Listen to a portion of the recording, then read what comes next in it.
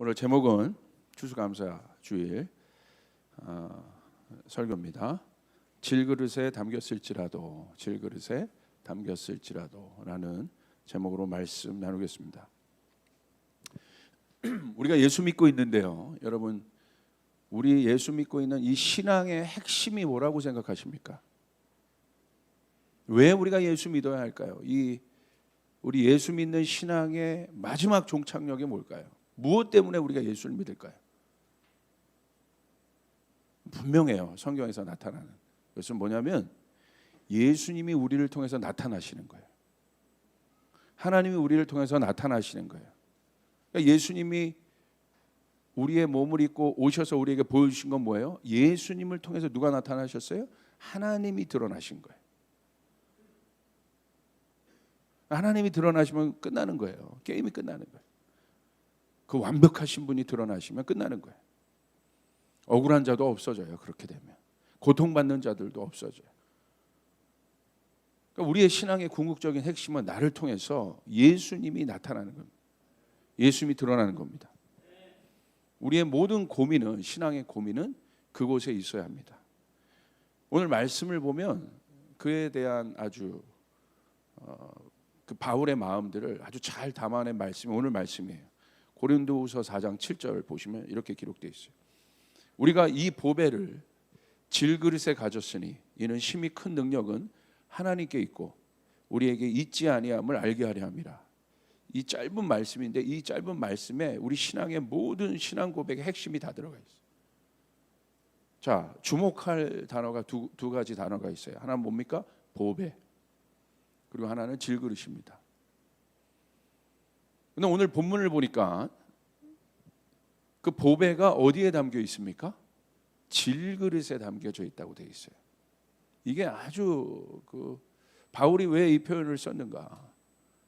이게 아주 여기에 엄청난 이 기독교의 역설적 그 진리가 숨겨져 있어요. 이런 보배는 무엇을 말합니까? 보배. 존귀하고 가치 있는 물건을 보배라고 합니다. 그렇죠? 그러니까 여러분, 내가 인생에서 내가 참 성공했다. 그것을 뭐로 여러분 알 수 있냐면 보배에서 결정돼요.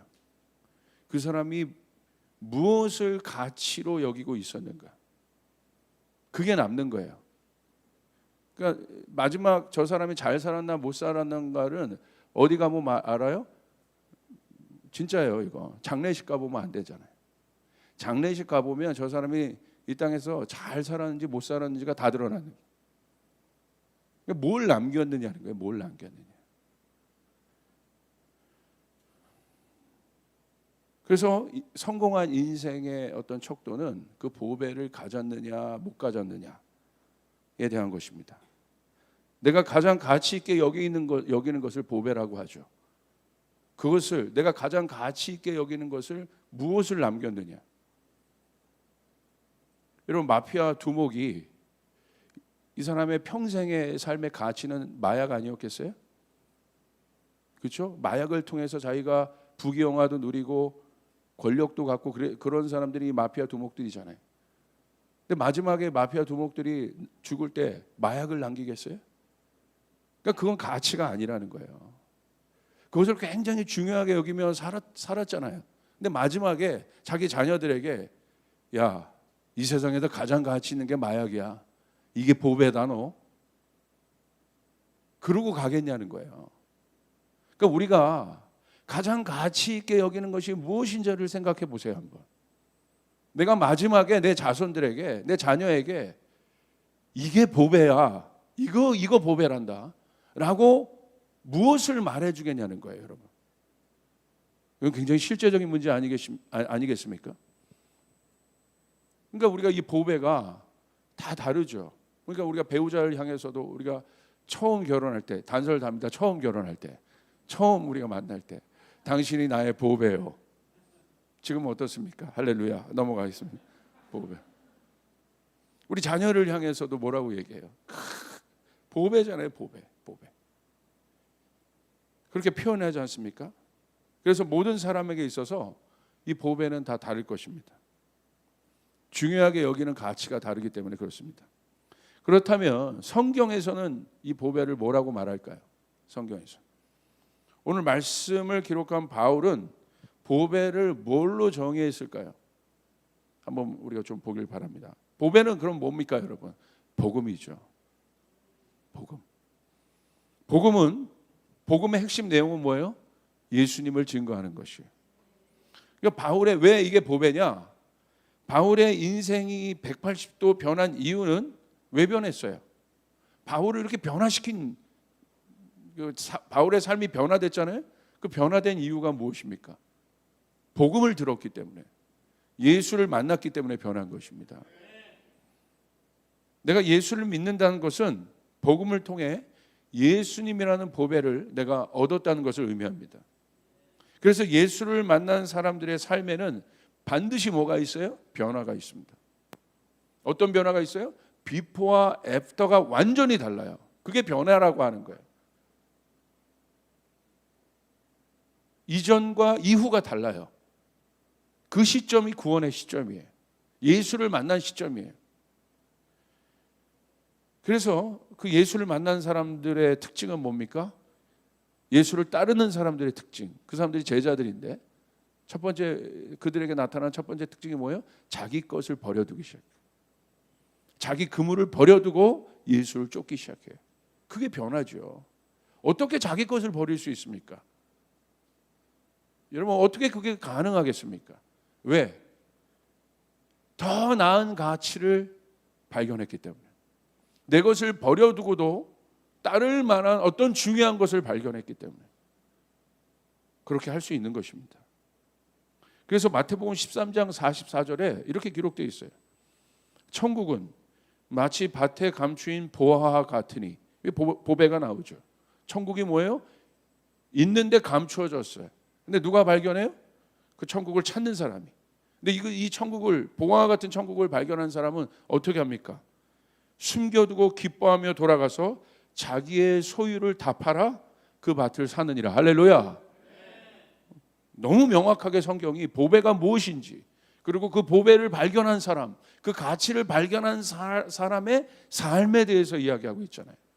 너무나 분명하지 않습니까? 어떻게 이럴 수 있습니까? 이것은 굉장히 실제적인 일이에요. 저희 가정도 이렇게 돌이켜 보니까요, 저희 아버지를 통해서 복음을 듣고 이제 저희 가문 전체가 구원을 얻게 되었습니다. 그때부터 우리 가정의 변화가 시작되었어요. 어떤 변화가 시작되었습니까? 돌이켜 보니까 세상의 가치와 기준과 다른 기준과 가치가 우리 가정 안에 세워지기 시작했어요. 예전에는 이런 가치와 이런 기준을 가지고 우리 가정과 우리 가문 전체가 달려갔는데, 예수를 만나고 난 후에 다른 가치, 다른 기준, 복음의 가치, 천국의 가치들이 세워지기 시작했어요. 변화가 일어나기 시작한 거예요. 매일 가정 예배를 드리기 시작했고, 성서 일기를 저희가 쓰기 시작했어요. 모든 삶이 교회의 중심으로 바뀌기 시작했어요. 어떻게 이럴 수 있습니까? 보화를 발견했기 때문에, 보배를 발견했기 때문에. 그래서 변하는 거예요. 아주 쉽습니다. 이 변화는 의외로 쉬워요. 내가 가치를 어디에 두느냐에 따라 나의 삶이 변하는 거예요. 아까 마피아 두목을 얘기했지만, 마피아 두목이 마약의 가치를 두니까 그렇게 사는 거예요. 그러니까 사실은 이 성경은 뭐냐면 세계관 전쟁이고 가치 전쟁이에요. 내가 무엇을 가치로 여길 것인가? 내가 내 자녀 교육을 하는데 뭐를 가치로 여길 것인가? 이건 굉장히 중요한 거죠. 그렇게 되니까 저희 가족의 대화의 내용도 변했고, 보는 것, 듣는 것이 달라졌어요. 저희 가정에 모이면, 제가 항상 얘기하잖아요. 뭐 여기 가족들이 있으니까 밤새도록 신앙 얘기를 합니다. 뭐 하나만 있으면, 커피랑 치킨 하나만 있으면 돼요. 커피 치킨이 안 어울리지만 그 하나만 있으면, 아니 콜라, 밤새 얘기해요. 신앙에 대해서.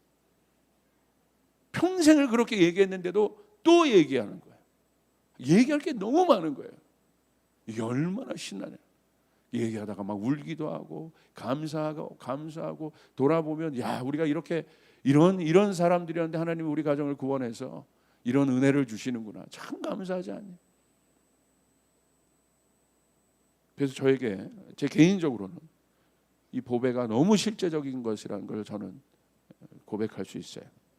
무엇인지 알아야 돼요. 그렇다면 이제 그게 보배인데 여러분 그 보배를 가지셨습니다. 할렐루야. 아멘. 근데 그 보배가 어디에 담겨집니까? 질그릇에 담겨져 있다고 돼 있어요. 왜 질그릇일까요? 이 질그릇이 성경에서 의미하는 바는 뭘까요? 질그릇은 흙으로 만든 토기입니다. 성경에서 토기는 하나님께서 흙으로 빚으신 사람을 의미합니다. 이사야서 64장 8절. 그러나 여호와여 이제 주는 우리 아버지시니이다.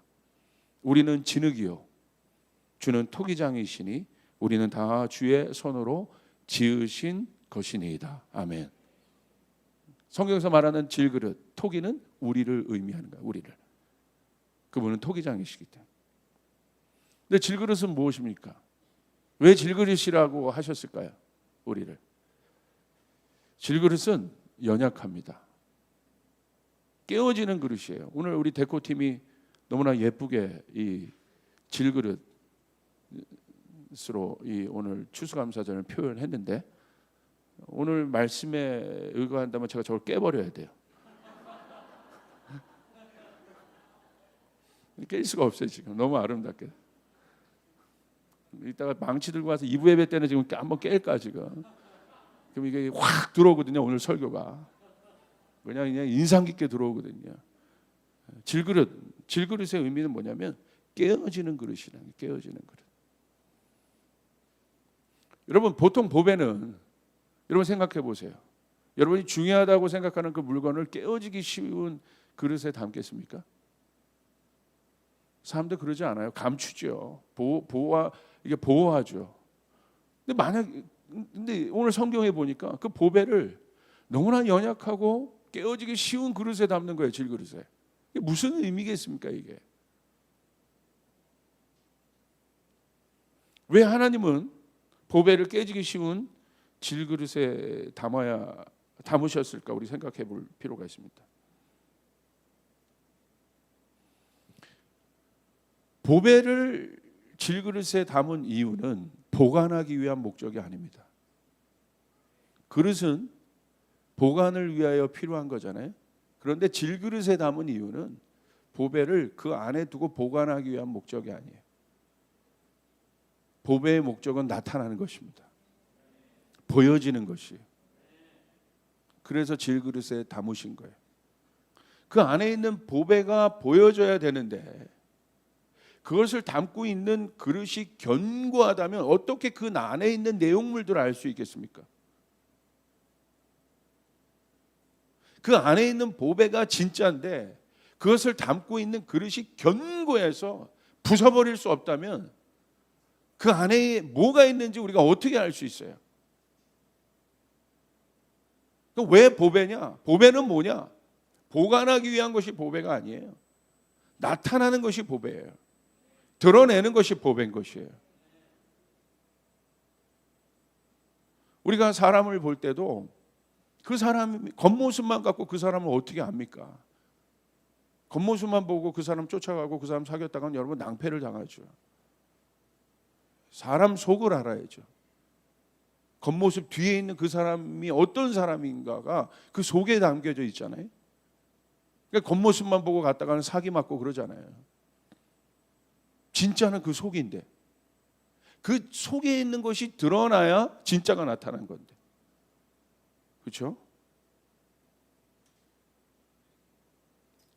왜 하나님이 연약한 질그릇과 같은 우리들 안에 그 보배를 두셨을까? 우리는 어떤 존재들입니까? 약하잖아요. 목사님 저는 안 약해요. 아니요. 우리 약하지 않습니까? 우리 나 건강 자신 있어요. 여러분 그 건강에 죽을 때까지 자신 있으세요? 아니잖아요. 나이가 들면 들수록 연약함이 드러나잖아요. 육체적인 모습부터 정신적인 것까지 전부 다 뭐가 드러나요? 연약함들이 드러나요. 먹는 약들이 많아지기 시작해요. 영양제가 많아지기 시작해요. 하자가 일어나기 시작해. 목사님, 저는 60 넘어도 하자 한 번 안 일어났습니다. 축복합니다. 그런데 여러분, 일어나잖아요. 일어나죠. 상처도 잘 받아요. 얼마나 우리가 상처 잘 받습니까? 무슨 말만 하면 상처받고, 누가 무슨 말만 하면 섭섭하고. 저도요, 요즘 뭐 이렇게 섭섭한 게 많은지 모르겠어요. 갱년기인가 모르겠어요. 집에 들어가서, 그만하겠어. 집안에. 할렐루야. 이게 무슨 말, 꼭 한마디라도 뭐 더 격려받고 싶고 막 안 그랬는데. 그래요. 상처도 잘 받고, 예전에 그냥 무시하면 됐던 것들에서도 막 신경이 쓰이고. 안 그랬는데, 나 안 그랬는데. 왜? 청년들이 모여 있는 곳에 괜히 끼기가 막, 내가 들어가면 나를 꼰대라고 얘기하면 어떻게 할까? 막 별 쓸데없는 생각.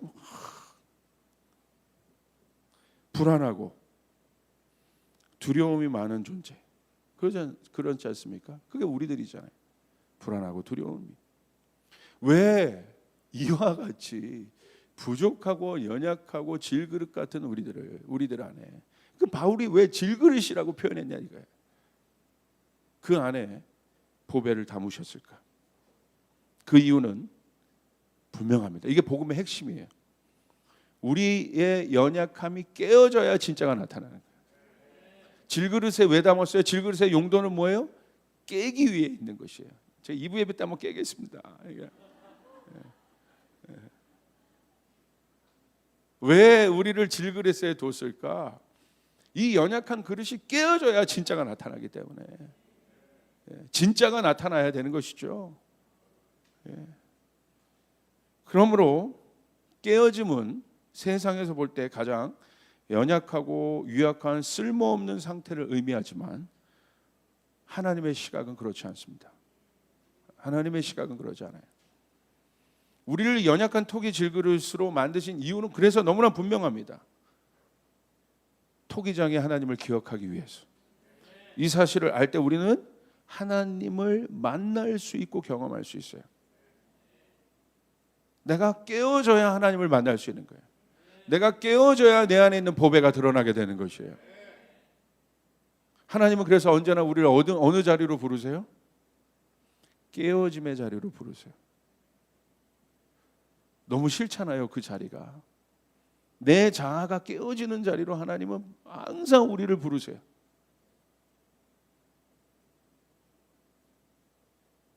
하늘의 지혜를 얻었다는 건 뭐냐? 이제 그걸 아는 거예요. 여기가 내가 깨어지는 자리구나. 하나님 나를 이 자리로 부르는 것은, 깨어지면 되게 고통스러운 거잖아요. 깨어진다는 것은 내 생각이 깨어지고, 내 자아가 깨어지고, 나의 부족함이, 보통 부족함이라는 것은, 우리 안에 연약함과 부족함이 나타나면 인간의 습성이 어떤 습성이 있냐면, 사람의 습성이 그것을 보호하고 강화시키려는 습성들이 있어요. 그러잖아요. 건강이 약해지면 건강을 강화시키려는 마음들이 있어요. 정신이 약해지면 정신을 강화시키려는 마음들이 있어요. 보통 연약함과 부족함이 나타나면 그것들을 강화시키려고 하는데, 오늘 성경은 역설적으로 아니라는 거예요. 그것이 드러날 때 어떻게 합니까? 그것을 강화시키지 말라는 거예요. 그것은 깨어져야 되는 것이라고 말하는 거예요. 내 힘으로 강화시켜봤자 더 큰 고통과 더 어려움이 닥쳐오면 어떻게 또 강화시킬 겁니까?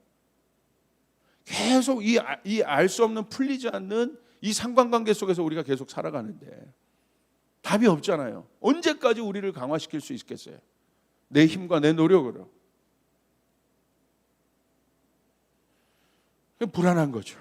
있어도 불안하고 없어도 불안한 거죠. 깨어짐은 어떤 자리입니까? 나의 연약함이 완전히 드러나는 순간이 바로 그 깨어짐의 자리예요. 여러분, 에덴 동산의 아담과 하와를 보십시오. 질그릇 같은 그들이 죄로 인하여 완전히 부서지고 깨져버려요. 그런데 역설적으로 여러분 보세요. 그들은 굉장히 아팠어요. 죄 때문에. 그래서 완전히 깨어집니다. 그런데 역설적으로 그 깨어짐의 순간 성경은 뭐가 계시가 됩니까? 원수의 머리를 죄를 통해서 그들을 깨어버린, 그들의 연약함을 공격한 그 사단, 원수가 드러나는 순간인 거예요. 오히려 그 순간 그 원수가 드러나게 돼 있는 거예요. 아멘. 스나이퍼처럼 이렇게 숨어 있는 거죠. 그런데 스나이퍼가 쐈어요. 그래서 맞췄어요. 그 고통을 당해. 그런데 여러분 그거 아세요? 자기가 뭔가를 쐈다는 건 자기의 자리가 지금 노출돼 버렸다는 거예요. 오늘 사단이 우리 인간들을 공격했지만, 아담과 하와를 공격했지만 거기서 끝나는 것이 아니라 그 공격을 통해서 원수의 정체가 정확하게 드러난 것이에요. 우리를 죽이고 상하게 하려고 하는 원수의 정체가 정확하게 드러나게 되었다. 바로 그 순간 뭐가 성경에 계시가 되고 있어요? 바로 약속이 계시가 되는데, 어떤 말씀? 창세기 3장 15절. 내가 너로 여자와 원수가 되게 하고 내 후손도 여자의 후손과 원수가 되게 하리니 여자의 후손은 내 머리를 상하게 할 것이요 너는 그의 발꿈치를 상하게 할 것이니라 하시고. 할렐루야. 머리를 상하게 한다는 건 뭐예요? 머리는 생명이에요. 그냥 머리를 짓밟으면 끝나는 거예요. 다른 곳이 상하면 다시 일어날 수 있어요. 예수 그리스도가 계시됩니다. 그분이 오셔서 그 원수의 머리를 짓밟으시는 거예요. 할렐루야. 우리의 그들 안에 그 연약함으로 인해서 그 깨어짐이 드러났지만 얼마나 의지가 약했습니까? 그러니까 사람의 의지가 믿을 만하지 않죠. 깨어져 버렸잖아요. 거기서 끝난 것이 아니라 하나님의 능력이 나타났고, 우리를 향한 하나님의 약속, 하나님의 보호가 오히려 선포가 되었고, 하나님의 속성이 드러났고, 우리가 죄를 지어 정말 여러분 에덴 동산에서 쫓겨날 수밖에 없는 그런 순간에도 우리를 포기하지 않으시는 그 순간 예수의 사랑의 계시가 돼요. 여러분 이 사랑을 믿으시길 바랍니다. 놀라운 순간인 것이에요. 그러므로 성경은 우리의 연약함을 소중히 여깁니다. 세상은 우리의 연약함을 함부로 여겨요. 그래서 우리의 연약함이 드러나는 것을 사람들이 두려워하는 거예요. 내 약점 잡히면 이 회사에서 끝나는 거예요. 정치도 보십시오. 서로 약점 잡는 거 아니에요? 약점 하나만 잡아봐. 너 꼬투리 하나만 나한테 잡혀봐. 집중 포화를 해야 되잖아요, 그냥. 이게 사람 세계예요. 그러니까 우리가 사는 이 세상은 그 약점과 연약함을 절대 용납하지 않습니다. 존중하지 않아요. 그러니까 이 세상이 이렇게 불공평해 보이는 일들이 많은 거예요. 아프리카 보십시오. 얼마나 많은 아이들이 죽어가고 있습니까? 여기서는 그냥 저기 선진국에서는 먹다 남은 음식이 그렇게 많은데 그 음식으로만 모아도 저 아이들이 먹고 살 수 있어요. 얼마나 불공평한 일들이 이 세상에 많이 일어나고 있습니까? 약점들을 존중히 여기지 않아요. 그 약점을 소중히 여기지 않아요. 우리도 마찬가지 아니겠어요?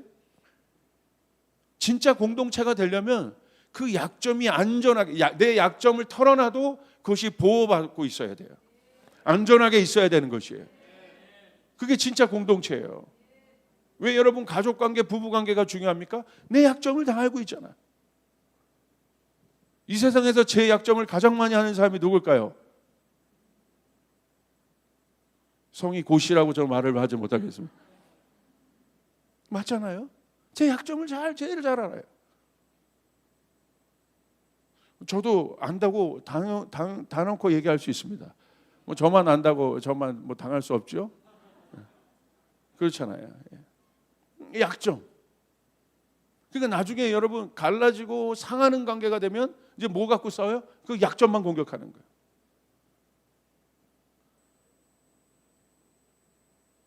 결국 성숙함으로 가는 단계는 어떤 단계냐? 신앙이 깊어지는 단계는 어떤 단계냐? 뭔가를 자꾸 넣고 꾸미는 단계가 아니에요. 장착하는 단계가 아니라 내 안에 있는 약점들, 드러난 연약함들을 내가 어떻게 다룰 것인가에 대한 문제인 거예요. 우리 가정이 성숙하고 예수 믿는 가정이란 건 뭐냐면 남들이 안 하는 예배를 잘 드리고 우리는 한 번도 그 예배 빠지지 않고 헌금도 빠지지 않고 교회 생활 잘했다가 아니에요. 그 가정에서 연약한 문제들이 드러날 때 얼마만큼 힘을 합쳐서 그 연약함을 잘 다루냐는 것이에요. 그것이 성숙함인 거예요. 우리나라가 성숙한 나라, 선진국으로 가는 길은 바로 그겁니다. 우리 안에 연약한 자들이 많이 이 사회가 발전하면서 있는데 그들을 어떻게 우리가 잘 다룰 수 있을 것이냐. 그들을 어떻게 외면하지 않을 것이냐. 여러분 북한 사회 보십시오. 그러지 않잖아요.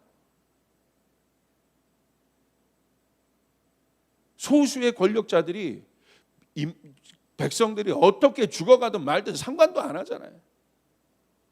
관심도 없잖아요. 비정상적인 나라라는 거야.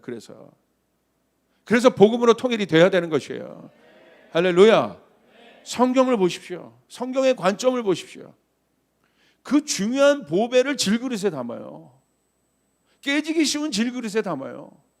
우리 같은 사람 안에 담아요. 성경이 얼마만큼 이 연약함에 대해서 중요하게 여기고 있는가를 우리가 봐야 돼요. 세상 사람은 그러지 않죠. 세상의 가치, 사단이 만들어 놓은 가치들은 그러지 않아요. 우리 약점만 드러나면 짓밟는 거예요. 그러니까 사단이 만들어 놓은 가치는 뭐예요? 너희 약점이 드러났잖아. 하나님 앞에서 너희 약점이 드러났잖아. 또 당할 거야? 힘싸. 네 힘으로 힘싸. 높이 쌓아 올라가. 네 힘으로 올라가. 그게 뭐예요? 바벨탑인 거예요. 드러났잖아. 너 노아 홍수 심판 너희 한번 그렇게 당하면서도 너희 정신 못 차리네. 그 너희 연약해서 당한 거 아니냐? 홍수가 쳐도 빠져 죽지 않는 시스템을 만들면 될 거 아니야? 그래서 만들려고 한 게 뭐예요? 바벨탑 아니에요. 높이 쌓으라고. 안 빠져 죽어 너희들 이제. 사단은 항상 우리를 향해서 그렇게 공격해요. 연약함을 다룰 줄 몰라요. 그래서 사단은 가짜 아버지예요. 연약함이 드러날 때 다룰 줄을 몰라요. 여러분 진짜 좋은 부모는 어떤 부모입니까? 자녀의 연약함이 드러날 때 그 연약함을 잘 다루는 부모가 진짜 좋은 부모예요. 장점이 나타날 때 그 장점들을 잘 다루는 건 당연히 하죠. 그런데 진짜 좋은 부모는 자녀의 연약함이 드러날 때 그 연약함을 어떻게 성숙하게 잘 다루는 거예요. 그것이 진짜 좋은 부모죠. 그런데 그 연약함이 드러나면 그러잖아요. 저건 누구를 닮아서 자녀가 좀 시험을 못 봤어. 그 연약함이라고 할 수 있을까? 누구를 닮아서 저 머리가 저 돌대가리. 여러분 누구 밑에서 나왔는데요. 할렐루야. 저건 누구를 닮아서 저렇게 고집이 세?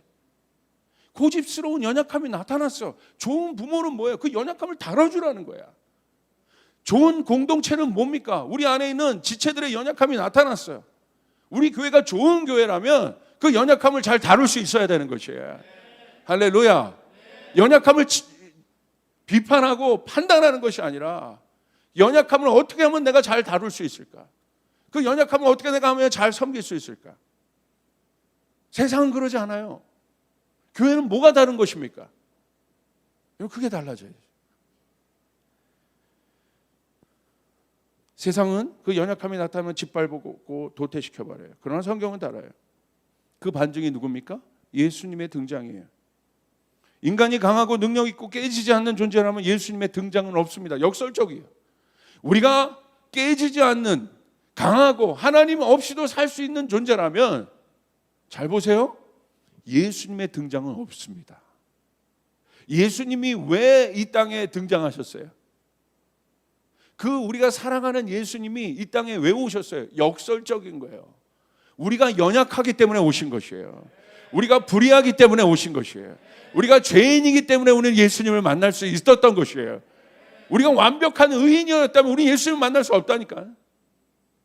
역설적으로 우리가 연약하기 때문에 예수님이 이 땅에 오신 거예요. 내가 의인을 부르러 온 것이 아니다. 내가 죄인을 부르러 왔다.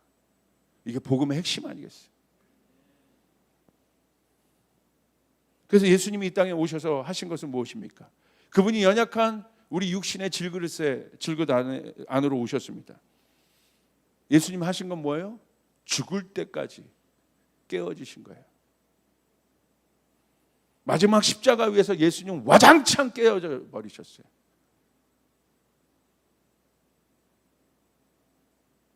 왜? 우리의 연약함 때문에 딱 깨어지신 거예요. 여러분과 저의 연약함 때문에. 예수님 그 십자가에서 와장창 깨지신 거예요. 그분의 질그릇이 깨어져야 그 안에 있는 생명이 드러나게 되는 것이에요. 보배가 나타나게 되는 것이에요. 그러므로 예수님이 이 땅에 왜 오셨는가? 깨어지기 위해 오신 거예요. 부서지기 위해 오신 것이에요. 그래야 그 안에 있는 진짜가 나타나기 때문에. 그래서 예수님 부활하셔서 그 모든 것을 다 회복하셨습니다. 깨어졌기 때문에. 그러므로 사랑하는 여러분, 예수님을 따르는 삶은 이 깨어짐의 비밀을 아는 것입니다. 자, 예수님을 따라가려면 어떻게 하겠습니까? 말씀에 있죠. 누구든지 나를 따라오려거든 자기를 부인하고 자기 십자가를 지고 나를 따라와라. 그것이 예수님을 따르는 것이 능력의 삶인 거예요. 여러분 믿습니까? 제자들 안에 얼마나 천국의 능력이 실제가 되어 나타나. 그 능력이 어디로부터 오냐는 거예요. 우리가 제자들을 부러워하지 말고, 제자들 가운데 나타났던 하나님 나라의 실제를 부러워만 하지 말고 오늘 여기 있는 거예요. 어떻게 그들의 삶 가운데 하늘의 능력이 그렇게 나타날 수 있었는가? 너무 명확하게 성경에 기록되어 있는 거예요. 예수님을 따라가는 사람들이 제자들입니다. 그럼 예수님을 따라가려면 어떻게 돼요? 자기를 부인해야 되는 것이에요. 자기 십자가를 져야 되는 것이에요. 자기를 부인한다는 건 뭐예요? 깨어져야 된다는 것이에요.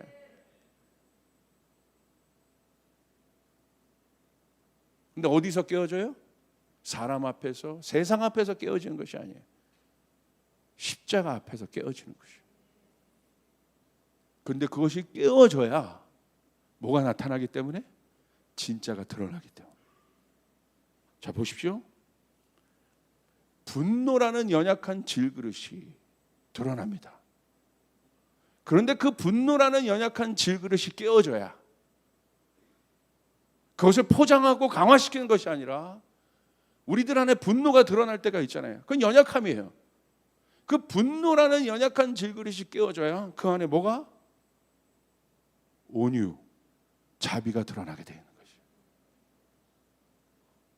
깨어져야 아는 거예요. 분노가 깨어져야 온유가 무엇인지를, 자비함이 무엇인지를 알게 된다는 것이에요. 이것이 비밀입니다. 그래서 그 사람이 바뀌는 거예요. 분노의 사람이 그 깨어짐을 통해서 온유의 사람으로. 모세가 분노의 사람이었죠. 화의 사람이었어요. 그가 깨어짐으로 말미암아 온유한 자가 됐어요.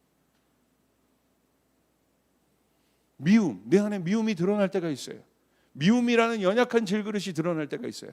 근데 그게 어떻게 돼요? 깨어져야 내 안에 있는 진짜 사랑이 나타나게 되는 것이에요. 와, 미움으로는 살 수 없구나.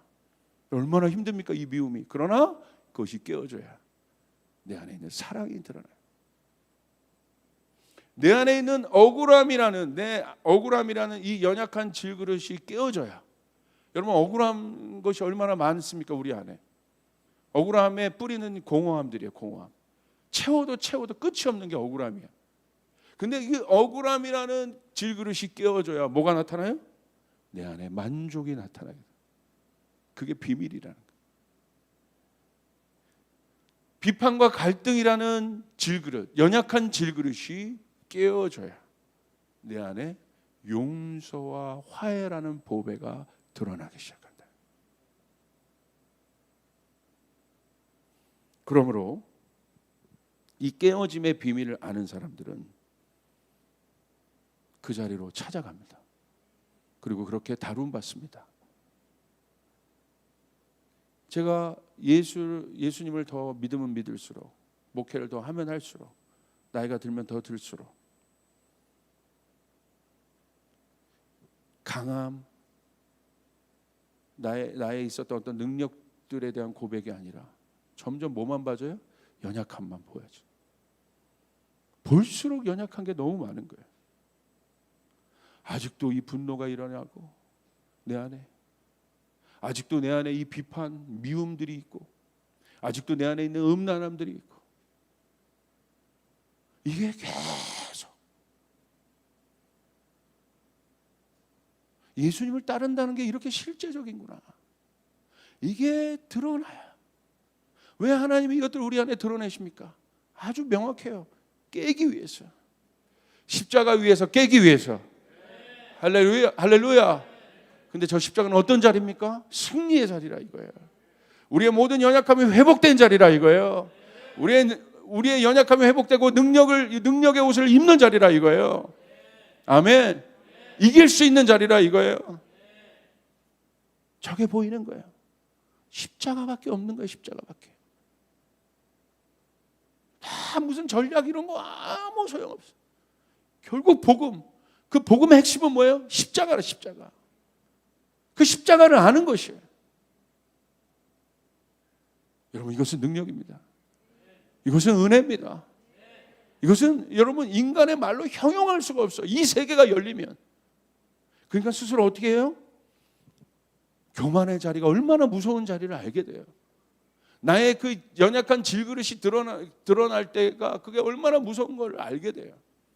그러니까 교만의 자리를 피하고 섬김과 겸손의 자리로 나가는, 영광의 자리를 피하고 영광의 중심이 아니라 영광을 바라보고 송축하는 예배의 자리에 서게 되는 거예요. 우리 공동체가, 우리 조이풀 공동체가 성숙한 공동체가 되는 것은 몇 시간 예배를 길게 드리고 또 우리가 뭔가를 많이 했다는 것이 중요한 것이 아니라, 여기에 진짜 하나님 나라의 능력이 나타나려면 여기에 질그릇들이 깨어진 자들이 많이 일어나야 되는 것이에요. 할렐루야. 그들 안에 진짜가 이제 일어나야 되는 거예요. 내 아집과 고집들이 깨어져야 되는 것이에요. 십자가 앞에서 깨어져야 되는 것이에요. 그래야만 보배가 드러나기 때문에. 우리 안에 그런 게 얼마나 많습니까? 깜짝깜짝 놀라잖아요. 저도 놀라는 거예요. 막 이런 게 있었구나.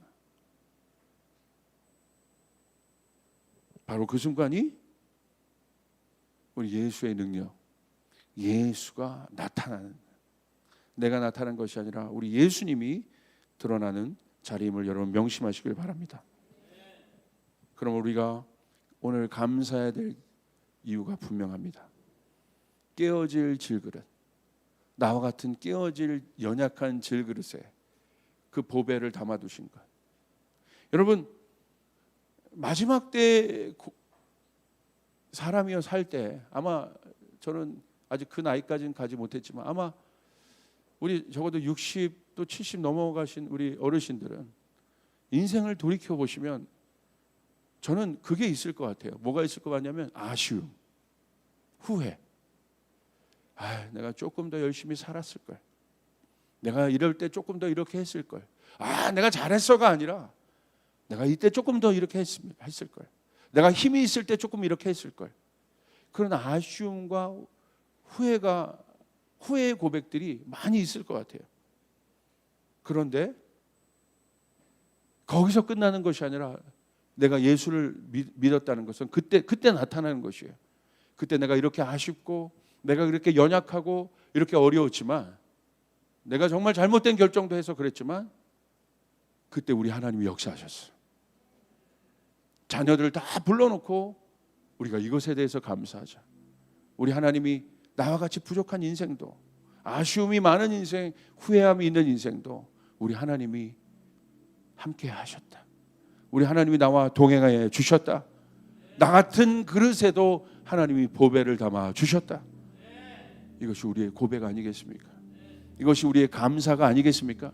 그러므로 우리가 감사할 것만 있는 것이요, 나 같은 죄인을 살리신 그분, 나 같은 사람을 살리신 그분, 나 같은 연약한 그릇, 분노하고 여전히 아직도 고집세고 그런 그릇인 줄을 알면서도 하나님이 나에게 그 복음이란 가치를 담아주신 거예요.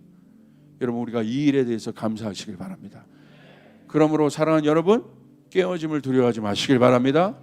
쫓아서 많이 깨어져야 보배가 나타난다. 깨어짐을 사랑하자. 누구 앞에서 깨어지는 거예요? 사단 앞에 아니라 하나님 앞에서 우리는 깨어지는 것이에요. 깨어져야 나타난다는 것이에요.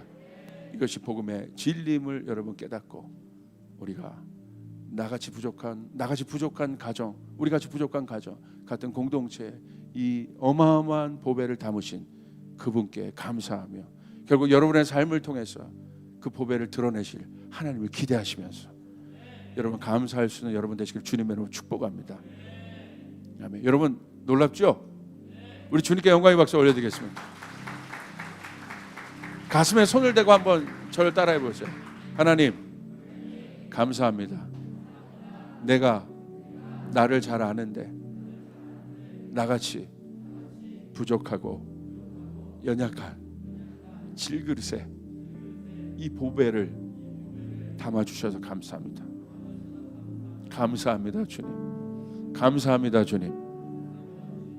이 고백이 여러분의 감사가 되시길 주님의 이름으로 축복합니다. 할렐루야. 우리 주님께 영광의 박수 올려드리겠습니다. 자리에서 일어나서 우리 마지막 찬양하죠.